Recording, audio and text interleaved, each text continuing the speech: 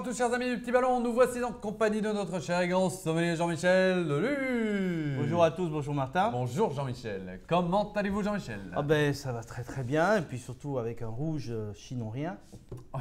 Ça c'est bon ça. Ouais, elle commence bien. Trop facile, ouais, trop facile. Bon, donc nous sommes sur un déguster. chinon. Parfait. Très belle appellation danois. ancestrale, une famille qui travaille dans le coin depuis très très longtemps, la famille Coulis. Pierre et Bertrand Coulis, voilà, Michel l'épouse, etc. Famille qu'on connaît très très bien.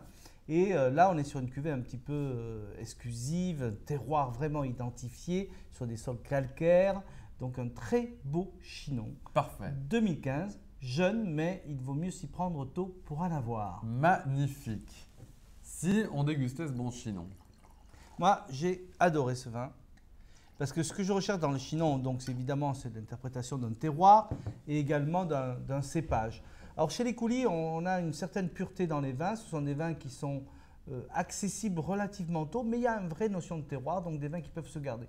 Quelquefois, on goûte des chinons tellement insipides, etc., que je suis heureux, mais vraiment le sommelier le plus heureux quand je tombe sur des cuvées comme celle-là. Parfait. Donc une robe rubis, un petit peu tendre sur le côté, encore très jeune, on est sur des notes violines, donc la fraîcheur, la jeunesse, 2015, c'est inscrit sur l'étiquette, donc on n'apprend rien. Voilà. Ça c'est vrai. Voilà. Au nez. Fin. Bon, ça. Oui, mais tu vois, ce sol calcaire, ça apporte quand même une finesse, une élégance au vin absolument incroyable. On a des notes de petits fruits noirs, un peu framboise, fraise des bois, myrtille, mûre. On est en balade en montagne, on est en balade en forêt, c'est ces fruits encore un petit peu sauvages, j'adore ça. Des notes légèrement fumées, un peu tabac, réglissé, violette, floral. Donc les arômes arrivent petit à petit. Vrai. Donc c'est complexe. Ça veut plutôt dire que bon c'est signe, quoi. oui, voilà. En bouche. En bouche.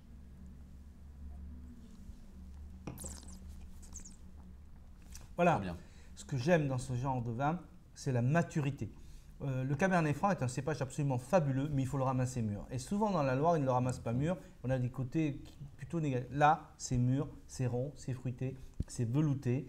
On a le côté peau de raisin un petit peu croquant qui donne un petit relief et qui prolonge la perspective aromatique en bouche.